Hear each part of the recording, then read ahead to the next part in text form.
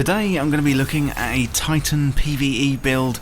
It's going to help you extend your super, allowing you to cause maximum damage in PVE. So the following is a Fang Pauldron Titan PVE build for Destiny 2. And if you're new around here, don't forget to hit that subscribe button down below for all the latest Destiny 2 content and turn on notifications by hitting that bell.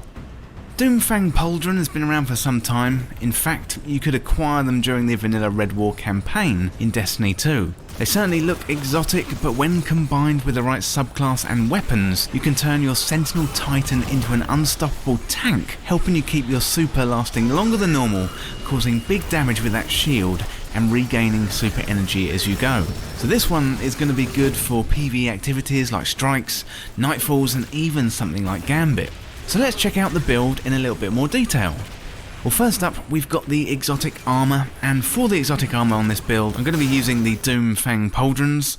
So on this one we've got Horns of Doom, where void melee kills give you super energy, and while Sentinel Shield is active, melee kills recharge shield throw, which in turn extends your super on hit, and we've got increased resilience. So the main benefit here is Horns of Doom. So with void melee kills giving us super energy, you want to be running around and getting those charge melee kills to help build up that super energy. Also, kills with shield throw help extend your super, so try getting as many shield throws in as possible to help extend that super duration so you can run around causing maximum damage. Well, that is the exotic armour. Next up, let's have a look at the subclass. So for this build I'm going to be using Code of the Aggressor, and that is bottom tree Sentinel Titan. And first up we've got Shield Bash, so after sprinting for a short time, use this melee ability to unleash a devastating shield bash that disorients enemies and suppresses the target of the shield bash. Then we've got Superior Arsenal, so grenade kills recharge your grenade energy. We've got In the Trenches, so kills while surrounded by enemies reduce the cooldown of your super. And finally we've got Second Shield, so gain an additional shield throw charge while Sentinel Shield is active. So bottom tree Sentinel works really well with Fang Pauldron for a couple of reasons. First of all, we've got In the Trenches, where kills while surrounded by enemies reduce the cooldown of your super, and given we already have extended super with Horns of Doom given to us by Fang Pauldron, then this is going to pair up nicely as we want to be getting back our super as much as possible. The second shield is also really useful as shield kills extend our super, so this all adds up to more super more of the time. This combination in itself is useful, and you could pick and choose the weapons and mod from this point forward. However, I've picked out a combination of mods and weapons that go nicely with the Titan Void combination. However, if you don't have these, then you can mix and match and swap in what you do have. So talking of the weapons, let's have a look at the weapons for the build. And first up, I'm using Traveller's Chosen, and this is an exotic kinetic sidearm, and perhaps one of the most build-friendly weapons in the game, full stop.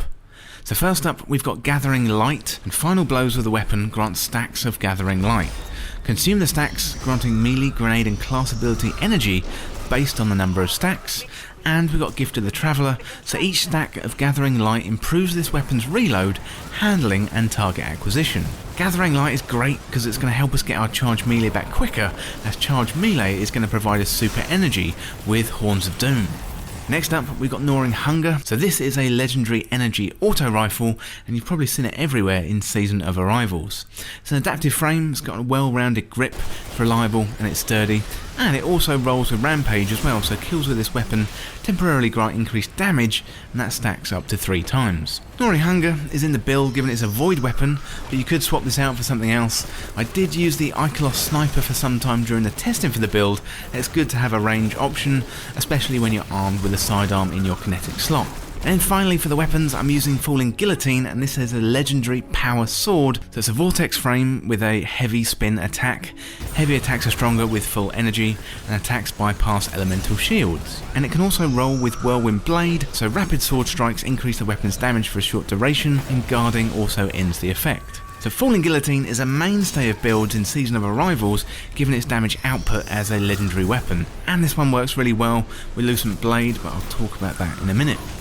So talking of Lucent Blade, let's have a look at the mods for the build. And first up we've got Lucent Blade, so while charged with light, dealing damage with a sword gives you bonus sword damage for 5 seconds, consuming 1 stack of charge with light. Then we've got Taking Charge, so I want to become charged with light by picking up orbs. I'm also using Oppressive Darkness, so causing damage with the Void Grenades weakens enemies, and I'm also using Hands On, so you gain bonus super energy on melee kills. So I'm using Taking Charge to get charged with light and then Lucent Blade to deal that bonus sword damage with Falling Guillotine. Oppressive Darkness is another great mod for the seasonal artifact, meaning more damage, and Hands On is fantastic too, as we're going to be getting bonus super energy on melee kills, and that pairs up nicely with Horns of Doom from Fang Pauldron, as we're going to be getting super energy on void melee kills anyway. Well, that's the build, so let's check out some gameplay. So what you want to do is get charged melee kills and build up that super energy, get sidearm kills and get stacks of Gathering Light. Use up those stacks of Gathering Light to get more charged melee and super energy and bonus super energy with the hands-on mod to unleash your super and then extend your super with shield kills. So you want to build up charge with light, run in and attack with a sword to use Lucent Blade to get that increase in damage, and then rinse and repeat. Well, it's super fun, this build, and let me know what you think down in the comments. This build has been around for some time, but it's been brought up to date with the weapons and the mods. But as I said before, you can mix and match and use the ones that you have in your inventory. If you don't have the weapons here in the build, don't worry, the main focus here is Fang Pauldron and Bottom Tree Sentinel Titan. Well, that is it for the Fang Pauldron Titan PVE build, and thank you so much for watching. For more Destiny 2 content like this, hit that subscribe button down below and subscribe to This Week in Video Games. If you want to join the community, check out the Discord link in the description, or you can follow me on Twitter at TWIVG Podcast. If you enjoyed this video or found it useful, liking and sharing would really help me out. Otherwise, check out these other videos on the channel. Thanks again, and I'll see you in the next video.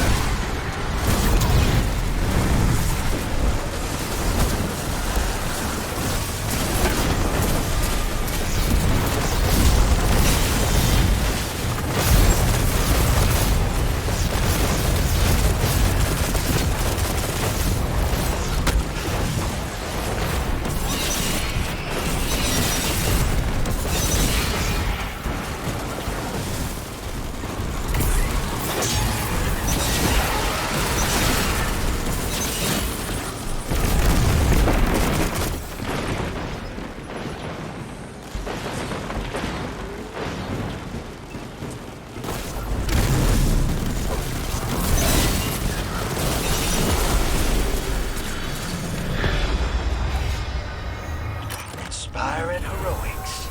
I'm all riled. I didn't take you as the type to swoon.